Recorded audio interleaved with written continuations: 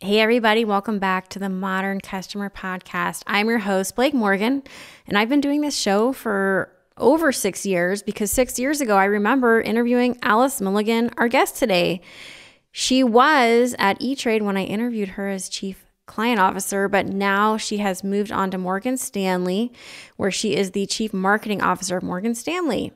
Today, we are talking about what she does to manage customer experience at Morgan Stanley. We talk about her leadership principles and how she developed an incredible career going from an executive assistant at 18 years old without a college degree to becoming CMO of one of the world's largest and most powerful companies. Morgan Stanley has almost 100,000 employees. It's an 85-year-old company with $54 billion in revenue. Today, we are talking about all things customer experience with Alice Milligan. Please enjoy the show. This episode of the Modern Customer Podcast is sponsored by Thinkific. Your business is growing and customers love what you're doing. To keep them coming back, you need to engage them at every level. That's where Thinkific Plus is essential. Thinkific Plus provides businesses like yours with a powerful, easy-to-use educational platform to keep your customers, vendors, partners, and employees informed and trained. So many other businesses and organizations rely on Thinkific Plus, like Hootsuite, for example. Hootsuite's one of the world's most widely used social media management platforms, and they use Thinkific Plus to host their online training site, Hootsuite Academy, with online courses on social media marketing and platform training. Since launching with Thinkific Plus, they've trained and certified nearly 500,000 customers in social media marketing. And their academy has allowed them to build long-term relationships with customers, reduce churn, and increase the number of customers who've become active brand advocates. When your customers win, your business does too. I know your business and customers can benefit from Thinkific Plus too. Start educating your customers at scale. Right now, my listeners get a free month of Thinkific Plus when you go to my special URL, thinkific.com/modern. Get your free month of Thinkific Plus at thinkific.com/modern.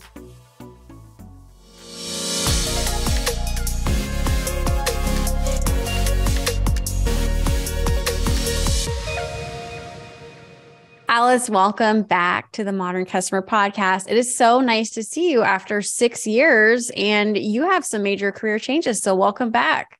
You too. Thanks for having me, Blake. It seems like both of us have had some great career changes. Career changes, adding more kids. I've got so much going on, but yeah, it's been a really, really fun ride. So for our audience that don't know you, you have been just a household name in finance for so long. And just looking at your career trajectory, it's amazing. You were at AT&T, and then seems like you spent a little time in retail and then more time in finance. So for audience that don't know you, could you just tell us a little bit about your career trajectory and how you came into the role as CMO of Morgan Stanley? Sure. Let me hit the highlights. So I took an interesting career path, I think, and it's one of the things that I find most interesting when I talk to different groups. I started out as AT&T, and I started out as an administrative assistant. Went to secretarial school right out of high school, and then I went to school all at night for the next decade to get my undergrad, my graduate degree. And while I was at AT&T, I spent a lot of time sort of experimenting and seeing what areas I was really interested in. So I was in human resources. I was in product management with P&L responsibility. I did the telechannel. So at the time where sales and service over the phone was one of the biggest channels, some technology roles, and then ultimately was in marketing. When I left AT&T, I went to American Express. I was there for about 15 years, and I did everything from operations to technology to marketing. And then ultimately, my last roles there were running all of their digital properties at americanexpress.com, mobile app, email for the global firm. And then I left, as you said. I kind of felt like, I've been at the company for 15 years. I was not ready to be a lifer. And I felt like I was not learning as much as I could. Once you know the organization that well and you're able to navigate, even when I took on different functional responsibilities, I always felt like I was sort of giving more or contributing more than I was actually learning. So I said, let me try something totally different. So I went into retail. And it was funny, when I left, someone had given me advice and they said, sort of think about what's the worst that can happen. And if you can live with it, make the move. So I said, okay, what's the worst that can happen? Either I hate it or they don't like me. And then I just, think about something else. And I started at Coach, the leather handbag and accessory firm. I did not love retail. So I realized that very quickly. There was a lot of turnover and churn at the executive and management levels. It was, not 100% what I thought, in terms of, I thought, fashion was going to be this real emotional, have a real emotional component. It was going to be all about the brand and creativity. And I found out that it was a lot around sales. And, sort of same store, year over year, day over day, week over week sales. And I learned a ton about customer relationship marketing, database marketing, and digital and e-commerce, because it was very different than the strategies deployed in financial services. But after a year there, I sort of felt like I learned what I wanted to, and realized that my real first love was financial services. Because although it doesn't seem as glamorous, it really has that element of helping people live their dreams by enabling them to manage their finances, their wealth, lending products. All of that was really about helping people make the life that they want for themselves and for their next generations. So I went back to Citibank and really started their customer experience and digital journey. I did that for about 5 years, growing the team from a US-based cards-focused team through a global team that was focused on all aspects of client experience, digital across wealth, retirement, banking, and cards. And then I started to say, what do I want to do long-term? And one of the goals I had is to sit on publicly traded corporate boards.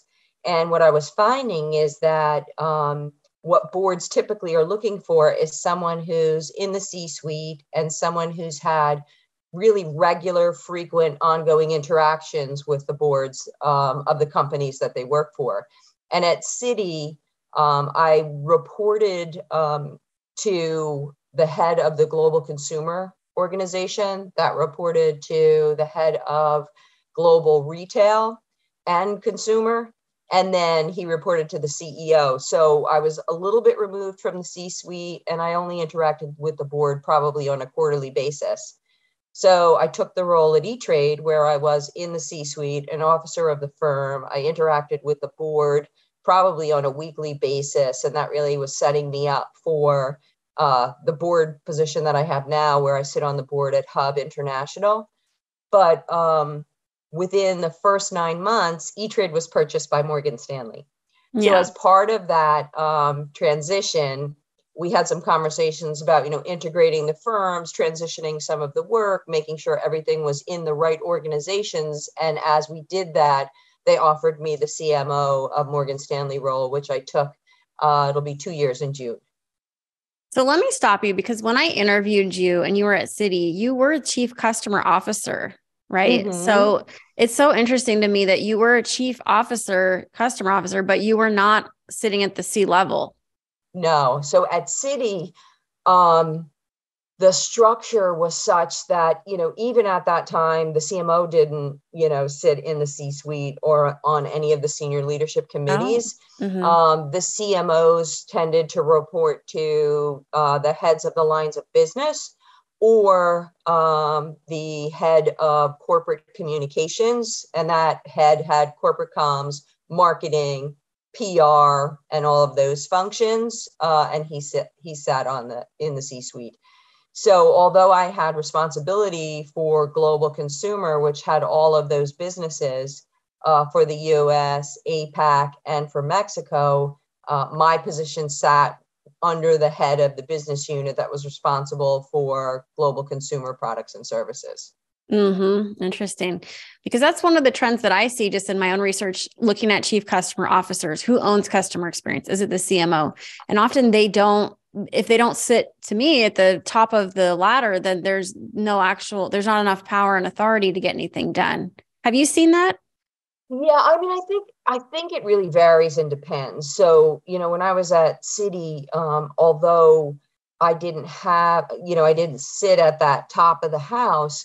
I had the funding, the resources, and the senior support of the function and what I wanted to do. And so that helped drive the organization and the business to follow the path that the customer experience officer set. At E-Trade, I sat in the C-suite and had more direct dialogue and discussion and more interaction with the board, which definitely made that role more, sort of powerful and forceful. But I didn't see a difference in terms of the ability to really get things done and drive things, because either way, the CEO was saying client experience is important. Moving the metrics around satisfaction, engagement, loyalty, retention were important. And as long as that message was being delivered, I found, you can navigate, get the right resources and the right funding necessary to move the needle. I think the other piece was because of my background, because I had operations and technology, marketing, and then in many of the roles, I also managed all of the data and analytics. I had the data and the information and the focus on data and analytics to prove out what I was trying to sell into the broader organization. And when you've got facts, data, and results, it's hard for anyone to argue whether or not, you can drive meaningful change. Right. Absolutely. So since you brought it up, let's talk about data and analytics, something a lot of people struggle with. Getting customer insights has never been more important. What are the tips that you have for other CMOs that want to be as engaged with the customer as you've been in your career, using data and insights to do so? Yeah, I mean, I think that's one of the most critical components of anything we do.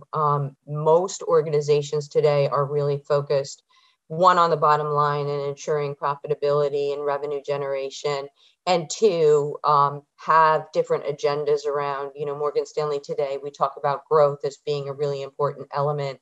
And so how do you use information to showcase what your work is doing in terms of what's important? So there's a whole bunch of ways to do that. There's qualitative information. So there's a lot of research that we do with clients and customers and prospects around, how they feel, how they think, what's important in their decision-making process. And so we'll use qualitative research to do that: focus groups, interviews, conversations, panels. Then it's also important to inform what you're doing with more quantitative research. So that might, sort of break into larger surveys, questions that gauge their actual decision making, how they flow through an experience, all of that. Then we do a lot around digital. So most times when you're doing marketing, there's always some element of digital, whether it's digital marketing and you're doing media, or it's something where you're driving people to an experience or a landing page or a particular action and activity. And so ensuring that's all tagged and tracked in ways where you can see, what amount of traffic am I driving? Is it, more or less than what we drove before? Setting up the right tests so that you can test what's working and what's effective in terms of your messaging and your positioning and your imagery. Where are the best sources for traffic? Is it hitting your target audience? So there's a whole bunch you can do around digital analytics and work to, again, showcase what you're doing. And then there's some higher level brand metrics that we look at, measuring brand awareness, brand favorability, willingness to consider usage, and a whole bunch of those factors. And so that's really important as well. And then we look at real revenue and business impact that we can have. So where the experiences are around the acquisition funnel and conversion, we track that too, so that when I'm talking about a particular initiative or where we're taking that, I'm able to show what it did in terms of brand favorability, volumes it brought, conversion, opening of new accounts, funding new accounts. All of those things are really important to demonstrate the impact of marketing to the business. Let's talk about leadership for a second, Alice. So you switched from E-Trade and you were acquired and moved to Morgan Stanley. So E-Trade has about 10,000 employees. Morgan Stanley is almost 100,000, 85-year-old company. Is there a difference in managing client experience and customer experience at a small to medium-sized company versus a very large kind of blue chip company? I would say maybe not necessarily in the actions and activity you take, right? So when you're thinking through strategies and plans, the same fundamentals are important. The research, knowing your clients, knowing what's important, understanding the products and services that you have to offer. How do you create the right experiences, making them seamless and easy, personalization, all of those things. I think where the difference comes in are in some of the softer areas of leadership. So when you're in a larger company, getting alignment across multiple business units and executives and teams is a bit more important than when you're at a smaller company, when maybe all those critical people are around one table. They're not always around one table in a large company. So you sort of have to know how to navigate that organization. Recently we launched our new brand campaign, Old School Grit, New World Ideas. And one thing that was really important, and we've talked about this in the past, Blake, is employees are your best advocate in terms of your brand to the client, because they're the ones that many times have that day-to-day face-to-face interaction. And so ensuring you're choosing the right ways to communicate and engage, 100,000 employees versus 10,000 employees is very different. And so we created, some steering committees where we got all the heads of business together and took them through the journey or along the journey with us at different milestones and places, sharing the research, sharing the strategic platform we were developing, sharing the initial creatives and getting people to weigh in. Then I created stakeholder groups with, international product owners, US product owners, communication specialists, all of that to get them to weigh in. And we did that throughout the whole process.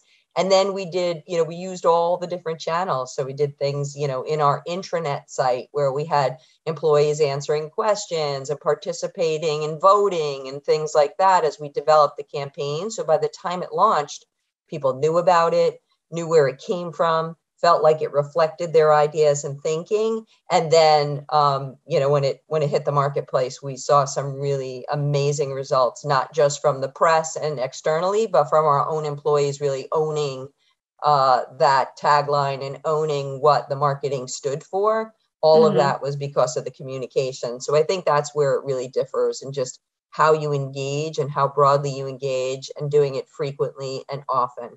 Yeah, it was repeated. Old school world, great new ideas, or Old school grit, new world ideas. Old school grit. Okay. So that really brought to life, right? I think what we heard from clients, prospects, and our employees is that people felt in the marketplace today, they had to choose one or the other, either an established firm, bank, financial services provider who had been around for a lot of years, who had experience, who had worked through the ups and downs of the market and the complexity of everything, but that was not really that innovative, or innovative, new, modern digital firms that didn't have a proven track record. And so there's always that concern about, their ability to stand the test of time, their ability to work through complexity, as well as, security, privacy, all of those things. And what we have at Morgan Stanley is a combination of both of those things. And so that campaign was really about bringing those to life as a competitive differentiator, with the element of collaboration, which is our firm really works together to bring all of the assets together for our clients, to help them see things they wouldn't see on their own. Now that I'm looking at you again, I see it's like right above your head, but I'm looking at your face and I don't have great eyesight. I'm nearsighted. So I'm like, oh, I just look so silly. Even the answer is right in front of me. So we're nearing the end of the interview, the more formal interview portion. But lastly, I'm curious, just as far as customer strategy is concerned, do you own or contribute to customer strategy as CMO at Morgan Stanley? Yes. Okay. So I would say for certain strategies, I own them. And then for others, I contribute. And so,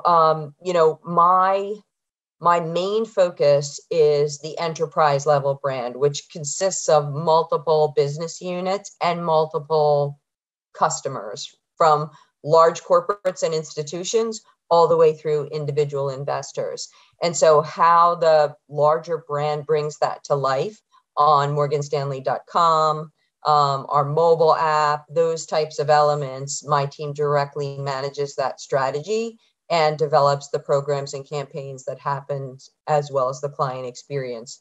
When you go deeper into, now I'm a wealth management client and I may be an E-Trade client, and so I may have a self-directed account or work with a financial advisor. In those instances, we sort of influence that experience because that experience may be owned by the individual business unit that is managing that particular product and services. And so we think through not only how they come to us from Morgan Stanley, but also then what's that handoff within the firm so that they can go deeper into the actual products and services that they have, and what are those critical principles around client experience that we want to stay true all the way through the broadest aspect down to the most functional component or transactional component of what someone may want to do. Yeah. And lastly, it's such a disruptive time in finance. Every day we hear about new startups and fintech companies. What is it like to be on the other end where you have the old school grit? You're working in an 85-year-old company. How do you guys deal with innovation and disruption from the outside? How do you make sure you're not disrupted?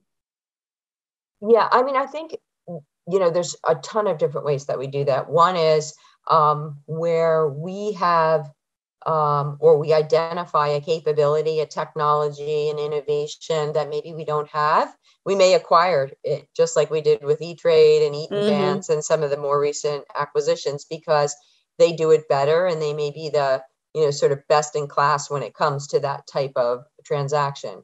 There's other times where, when you may be talking about AI or AR or the metaverse and some areas that are much more innovative and how companies and firms are using that, we may work with a partner firm just to say, let us think through how we might bring that to life in our experience. Is it appropriate for our experience? Does it make sense for what our products and services are and who our clients are? And so we may collaborate with a third party or an agency or partner with them versus, an acquisition. In other instances, it's about your sort of education, training, upskilling our own marketers and our own employees. So when I took this role, one of the first things I said is, I would love by the end of my tenure for Morgan Stanley to be one of the employers of choice for the next generation of marketer and innovator in the financial services space. So what are the things we need to do that? We need to train and skill our existing folks and make sure we have the right succession plans. We started a summer intern program where we're bringing in young talent to, sort of challenge the status quo, especially in things like social media and social influencer strategies. And then we're also looking, always externally around how we can attract the top talent in the space so that we can innovate from within, as well as do the right partnerships and acquisitions to bring innovation to life. Yeah, that's great. I love all of that. I just imagine you when you started in your career. It sounds like you were 18 years old at AT&T as an executive assistant going to school at night. And now you're CMO of one of the biggest brands in the world. Is that something you saw coming at that age? No, it's funny because when people talk about your careers, there's kind of two things I always say. One is it's a marathon, not a sprint. And there's always been, different times in my career where I had to sort of step back or do different things. At one point, my husband had a lot of health issues. and had to get a liver transplant. And so I kind of stepped back a little bit from some opportunities that arose, but recognizing that I'm in this for the long haul. And once we get through this, I can pick back up. The second thing is, always have a direction in mind, but don't be afraid to wander. And I would say that, marketing, operations, I always loved, but I wasn't really sure, I wasn't an engineer. Technology was not necessarily a space that I specifically set out to get myself involved in. But an opportunity arose when I was at American Express. Someone tapped me for an assignment in the technology group, developing capabilities. I took it. It was probably one of the best things I did, because then it really prepared me to be ready for digital. When, which is kind of the culmination of marketing, ops, and technology all in one thing. So I've always tried to be open while having a plan in mind, and have been willing to kind of do things outside of my comfort zone, or maybe that other people wouldn't do in terms of a job or a career move, which ended up paying off. I love that. Well, I think that is so smart. And now we're going to continue to get to know you a little bit better with our rapid fire questions. Okay. You game? Yep. Great. Okay. All right. So first question, what does your morning routine look like? Oh gosh. Let's see. Alarm goes off, and I use an old alarm because I subscribe to the Arianna Huffington School of Thought, which is my phone sits in the kitchen, not in my bedroom. So alarm goes off, I hop up, shower, coffee, walk the dog, out the door. Wonderful. Got to have that coffee. All right. Number 2, do you have a unique leadership hack that helped get you to where you are today? I would say one that I found really valuable is acting as the CEO of my own calendar. And somebody early on said to me, time is probably your most important resource. Use it wisely and make sure you're spending it right and well. And so I make sure every day I look at that calendar, and what I'm spending my time on directly impacts what ultimately I'll deliver for my team, our shareholders, the client, and the firm. Love it. What is your favorite leadership book or resource? I would say, I change and evolve all the time. And I'm always challenging things. I think a standard go-to was the 7 Habits of Highly Effective People. And the takeaway from that was always focus on your sphere of influence. You can't control everything, but you can control a certain sphere of things. And if you focus on that, it sort of builds from there. And so that served me really well.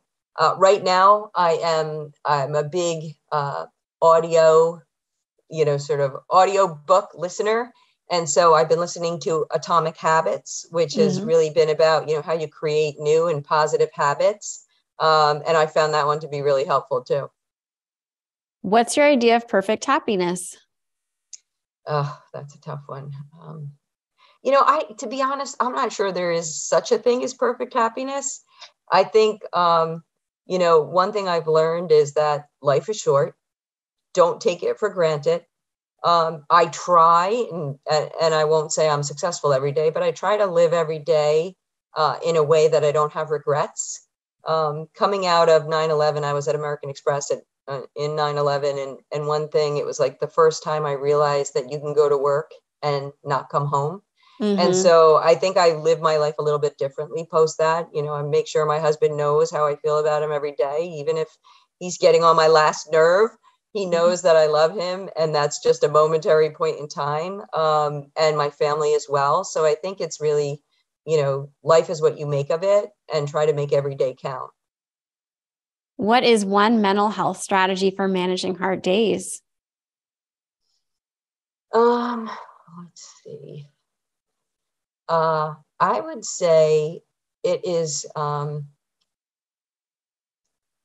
little bit of mindfulness. I think I am a type A personality, which, many people I know are similar. And so what I've tried to do is stop in a moment where I feel like, things are getting out of control or I'm getting angry or whatever, stop, think like really quickly about, sort of how am I reacting? Why am I reacting?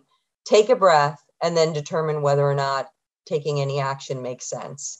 And an example of that, I would say, is probably my morning commute. I end up, because of mass transportation, changes since COVID, I drive into the office a lot and I get road rage like crazy. And I find myself all the time saying, you know what, stop. That person cutting you off, does it really matter? Why are you getting so upset about this? And think about something positive in terms of your mindset. And I find that's really helpful if you just take it, stop and take a breath. What is your favorite type of vacation? I love doing what I call like the city beach vacation. And so when Dave was right before Dave was getting sick, he was diagnosed with liver cancer, and it took him 2 years on the wait list for a transplant. And so for that 2 years, we said, you know what, we're gonna live life to the fullest because we don't know what's coming.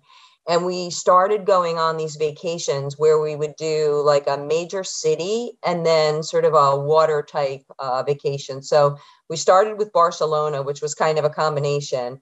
Then we did Rome and the Amalfi Coast. Then we did Paris and the French Riviera.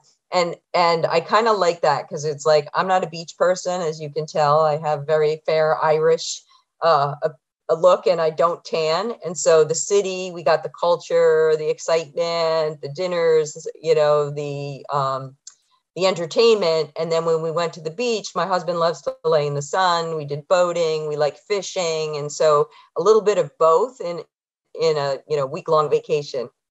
That no one's ever said that. And I think that is so smart. If you could have lunch with anyone dead or alive, who would it be? Let's see. You know what? I would say alive. And we recently did a fireside chat with Billie Jean King and Leila Fernandez, who is our brand ambassador. And we were talking, it was to kick off Women's History Month. And we were just talking about, equity and advances for women over time in sports and business and other areas. And I just found Billie Jean to be amazing and fascinating. Someone who not only is accomplished in themselves and for themselves, but who has turned that accomplishment into a cause to help so many others in terms of equity, whether that's gender, sexual orientation, whatever the case is. And she was just amazing. I found her to be warm, down to earth, and just somebody who always thinks about not just the me, but the we. And so I didn't get a chance to have lunch with her, but I would love to have lunch with her as the follow-up. Okay. I feel like that would be easy for you to make happen since you already met her. I got to try. And lastly, if you had to describe your life in one quick motto, Alice, what would that be? I would say, and this is a quote, I don't know who it's originally from. I always put like anonymous, but the only ceiling in life is the one you give it.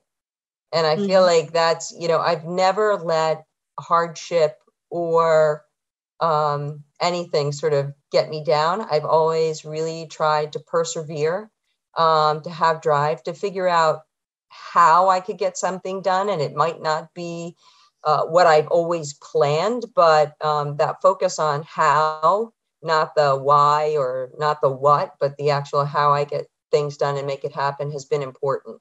That's wonderful. And I fully get that, going from executive assistant at 18 to CMO of one of the world's most powerful companies. So I want to congratulate you on all your success. And I hope we'll get to talk another time soon before 6 years. And I just want to thank you for being on the show today. Thanks, Blake. Thanks for having me. Congratulations as well. I know you've done a ton since we last talked, and I have your book on my Audible list now. So good. I'll chat with you after. Oh, wonderful. Thank you so much for that. And everybody, you have been tuning into the Modern Customer Podcast. Until next time.